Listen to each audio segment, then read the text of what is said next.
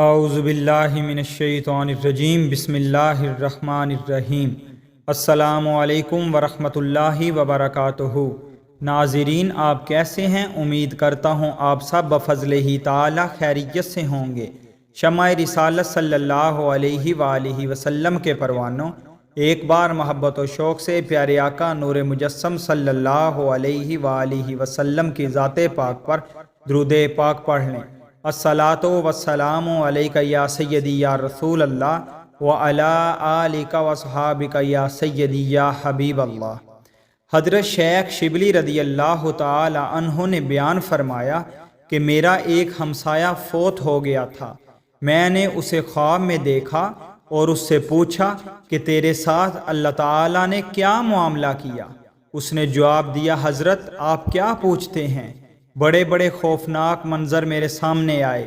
منکر و نکیر کے سوال و جواب کا وقت تو مجھ پر بڑا ہی خطرناک اور دشوار آیا، حتیٰ کہ میں سوچ میں پڑ گیا کہ میرا ایمان پر خاتمہ ہوا ہے کہ نہیں۔ اچانک مجھ سے کہا گیا کہ دنیا میں تیری زبان بیکار رہی، اس وجہ سے تجھ پر مصیبت آئی ہے۔ پھر جب عذاب کے فرشتوں نے مجھے مارنے کا قصد کیا تو کیا دیکھتا ہوں کہ میرے اور ان فرشتوں کے درمیان ایک نوری انسان حائل ہو گیا، جو کہ نہایت حسین و جمیل تھا اور اس کے جسم پاک سے خوشبو مہکتی تھی۔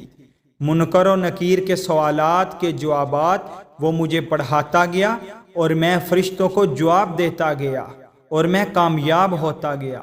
پھر میں نے اس نوری انسان سے پوچھا کہ آپ کون ہیں؟ اس نے جواب دیا، میں تیرا وہ درود پاک ہوں جو تو نے دنیا میں اللہ تعالیٰ کے پیارے حبیب سیدنا حضرت محمد مصطفیٰ صلی اللہ علیہ وآلہ وسلم پر پڑھا۔ اب تو فکر نہ کر، میں تیرے ساتھ ہی رہوں گا، قبر میں، حشر میں، پل صراط و میزان پر، ہر مشکل مقام پر تیرے ساتھ رہوں گا اور تیرا مددگار رہوں گا۔